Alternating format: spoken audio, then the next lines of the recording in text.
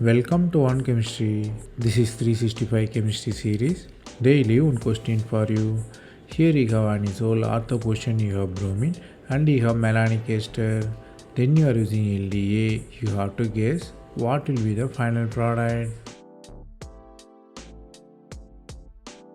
Here first step we are using LDA. LDA is the bulky base. It abstracts the proton. You have benzene formation. Next step we are using the malonic acid. It's an active methylene group. So proton abstraction happen. So you have nucleophile. Nucleophile can attack ortho or meta. So what really happened? It attacks in the meta position because stabilized anion form at ortho.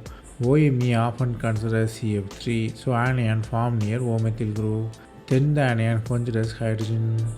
The concept you have to learn here is whenever you have halobenzene, you might imagine the benzene formation, and benzene is the active intermediate, always considered as a stable anion.